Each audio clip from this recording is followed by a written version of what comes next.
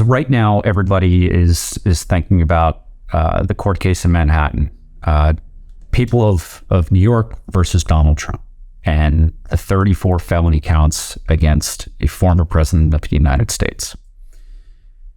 And right now, Republicans are coming out and saying, not that he didn't do this. They know he's guilty. They're not saying he didn't commit the crimes. They're saying he shouldn't be charged. They're saying these are low-level crimes. We shouldn't be charging low-level crimes.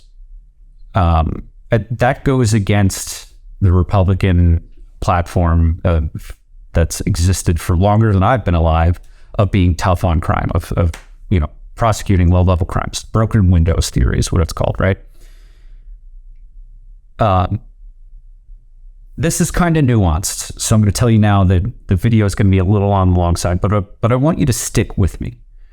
Now, I don't support the broken windows theory, but I do want to talk to you about why it's important to prosecute low-level crimes, especially when it comes to politics and issues that could be related to political violence. This is a personal story, and it's about how someone tried to have me killed just a few months ago. So, back in December, well, let me rewind. So, for those of you who subscribe to Meidas and you know me, this will be old news, but if this is the first video you've seen about me, let me give you some background. My name is Christopher Goldsmith, and I am the founder and CEO of a nonprofit called Task Force Butler Institute. This is a small nonprofit which trains veterans to engage in open source intelligence techniques so that we can perform research on and hold accountable extremists, whether they be affiliated with an organization like the Proud Boys or the Oath Keepers or Patriot Front or NSC 131 or other neo-Nazi organizations like the Aryan Freedom Network. We gather intelligence, what is stuff that is freely available online. We analyze it and write reports and provide it to law enforcement in hopes that we can get low-level crimes prosecuted before these extremist individuals and organizations do something like kill someone. An example of when this would be effective is in December 2020, after the election and before January 6th, the Proud Boys walked around DC and got into brawls. They went out hunting for so-called Antifa and were randomly assaulting people in Washington, D.C. Enrique Atario, while he was in D.C., ripped down a Black Lives Matter flag banner from a church and burned it, along with other members of the Proud Boys, right? And he was charged for that, that relatively low-level crime, and he was not present at the insurrection. He was not leading the Proud Boys on the ground on the day of the insurrection. We don't know if that made the Proud Boys less effective. It's impossible to tell. But I think not having their number one, their leader on the ground, as was planned that day, is probably a better thing than not, right? So I'm going to tell you a personal story about why I'm trying to get low-level crimes charged against extremists before violence occurs. That is the theory of change of my nonprofit, of Task Force Butler Institute. We as veterans believe that we can use our position as patriotic Americans, as people who serve their country, to not just perform this research. Lots of people are doing research, but we're using our positions as veterans, using our status as veterans to shine a light on criminal activity that typically is not charged. There's evidence that exists all over the internet for this kind of criminal activity that extremists engage in. And we believe that if We use our veteran status to shine a light on it, that we can force law enforcement to act before these extremist individuals and organizations can feel emboldened for not being prosecuted for low-level crimes and reach the point where they're committing terrorist attacks and that they're murdering people, right? Now, what I want to talk to you about is something that's personal. It's about how neo-Nazis tried to have me killed earlier this year and how my family has been threatened, and why that might not have happened if the FBI was willing to move on low-level hate crimes that were committed against me and my family. So I'll start with the timeline. So in December of last year, December of 2022, my mom came home to a package on her mailbox. It had her first name on it, so it was from someone who knew who she was. Inside was a book called The White Dolphin, which is about a mother who mysteriously goes missing. On the cover of this book was a poster of a picture of Hitler and Mein Kampf. And on the back was a sticker that said Antifa plus FBI cooperation. It was very clearly an anti-Semitic death threat or a kidnapping threat made against my mother, a message that was meant for me, to intimidate me, to stop me from performing research on neo-Nazi organizations. When I told the FBI that this happened, and we provided that physical evidence to the FBI, I expected an arrest.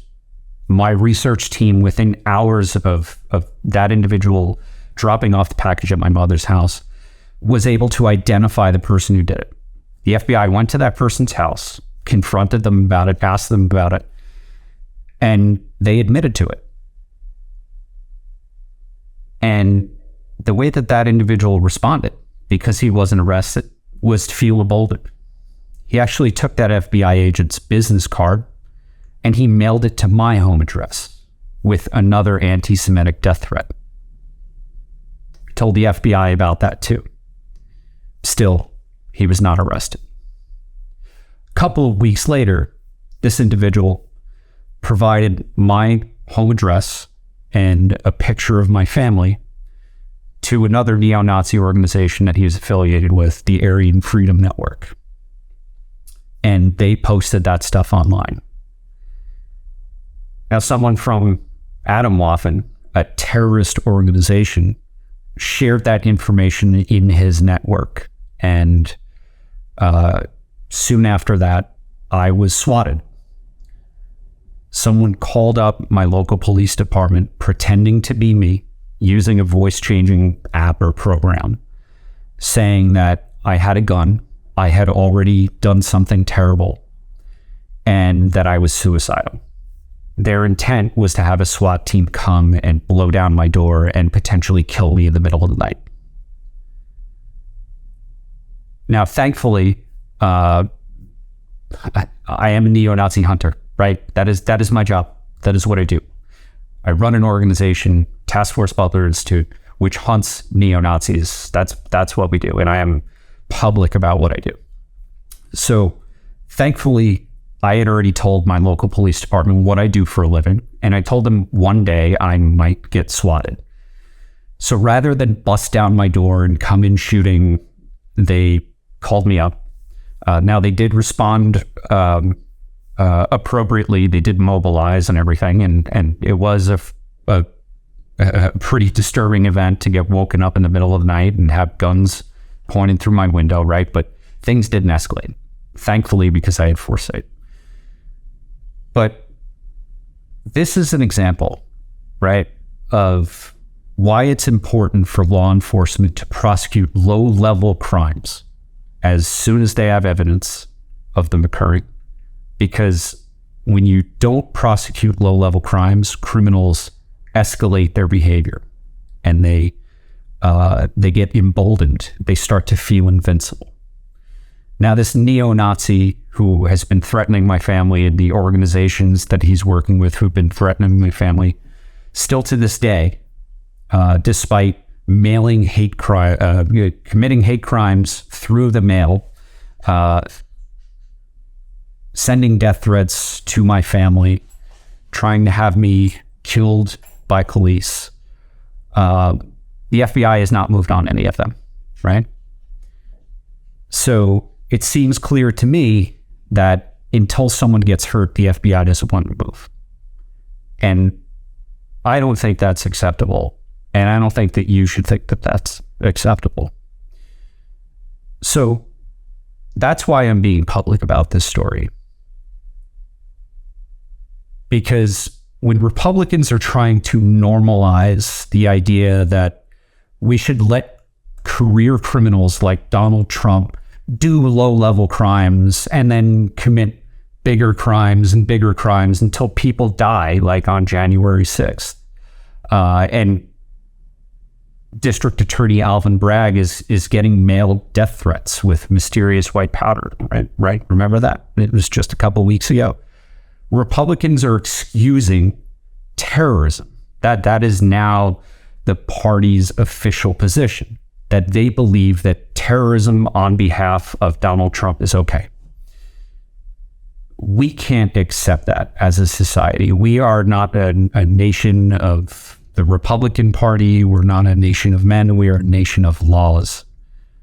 And the only way that our democracy survives is if we treat these laws seriously. I mean, that we need to hold law enforcement accountable and applaud and support law enforcement when they do things like charge career criminals with low-level crimes. And we need to speak out against Republicans who are trying to normalize terrorism because it supports their party somehow. So what I'm telling you right now, I want you to understand that it's not just about me, right? It's this threat that has come to my family, that has come to me. These types of things, this terrorist activity, is happening to folks all around the country. Folks who don't have the privilege that I do to have a platform to speak out. And law enforcement doesn't come to their aid because sometimes it's difficult to gather evidence for low-level crimes. But that is precisely what my organization, Task Force Butler Institute, specializes in, is gathering evidence of neo-Nazis and white supremacists and other extremists engaging in criminal activity, often bragging about it online. So we're using evidence that the criminals themselves have provided us.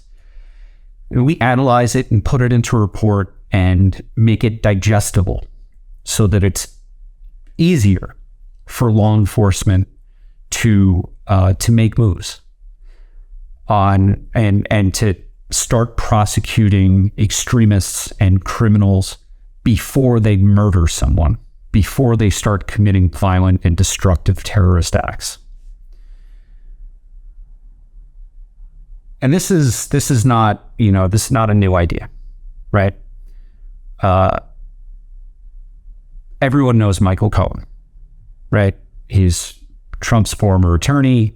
He was involved in the conspiracy to pay off Stormy Daniels to interfere with the 2016 election. He was prosecuted. He was found guilty, and he did time. And he, in his podcast, is called Mea Culpa, right? He has come out and he has apologized for that. And he has actively fought ever since to ensure that justice is done. And he has basically done the same thing that Task Force Butler Institute is doing with neo-Nazis with Donald Trump. He provided to District Attorney Alvin Bragg, to the Justice Department, to previous district attorneys, all of the evidence that was necessary to charge Donald Trump with these crimes, right?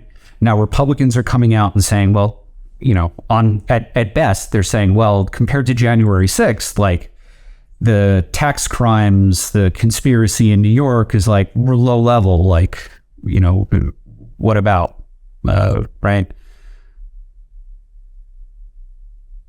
But getting him on the little things is important. We can't say, oh, well, he's committed more serious crimes, so why charge him for the little crimes now?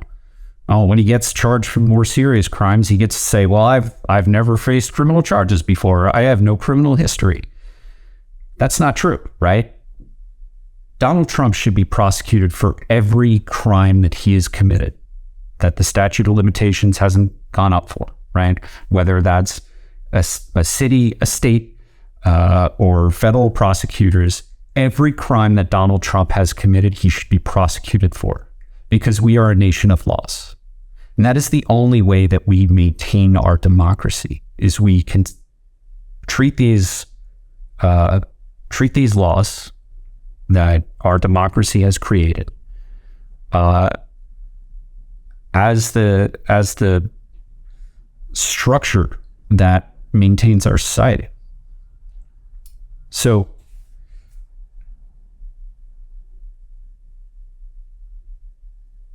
and what can you do about this? Well, my nonprofit, Task Force Butler Institute, is looking to hire staff, myself included. We're going to go from an all-volunteer organization to an organization that has professional staff, full-time staff, so that we can produce reports at a higher rate, so that we can provide more evidence of criminal activity to prosecutors, to journalists, and to victims, so that we can see more bad guys face consequences for hurting people. In a few weeks, Task Force Butler Institute is going to be issuing our second major report. It's called Project Husky. We will be providing evidence of 7 violent hate crimes that the neo-Nazi organization NSC 131, it's a New England-based neo-Nazi group, 7 different hate crimes that they as a group conspired to engage in and have since done things like bragged about their violence online. We are going to be providing that to attorneys general and district attorneys throughout the northeastern states where this extremist organization is based, to journalists, and we are going to do everything that we can to try to get these folks prosecuted. Again, it's important to prosecute low-level crimes. This particular group, this neo-Nazi group, NSC 131, is probably one of the most openly violent groups in America right now. And because law enforcement has been slow to go after them, because they do things like wear masks when they commit their crimes, they're feeling emboldened. Well, the veterans of Task Force Butler Institute have studied hours and hours of footage. We've dissected a lot of their social media activity, and we've unmasked dozens of them. And we're able to connect sometimes masked men with violent criminal conspiracy theories, with violent criminal conspiracies to commit hate crimes. We are going to provide that evidence to law enforcement, to journalists, to make sure that these people are held accountable. Whether it's Donald Trump or whether it's some random neo-Nazi anywhere in the United States, we want law enforcement to prosecute relatively low-level crimes, because waiting until there's an insurrection or a terrorist attack is too late. So if you want to support Task Force Butler Institute, go to our website, taskforcebutler.org, and donate. We could use all the support in the world right now. We are trying to raise $100,000 in the month of April. That'll put us on track to start hiring staff, and so that we can start holding more and more neo-Nazis accountable. So again, I know this was a long video, and thank you for sticking around. I hope you support us, and keep your eyes out for Project Husky coming in just a couple weeks. At MeidasTouch, we are unapologetically pro-democracy, and we demand justice and accountability. That's why we're spreading our message to Convict 45. That's right, gear up right now with your Convict 45 tees and pins at store.meidastouch.com. That's store.meidastouch.com.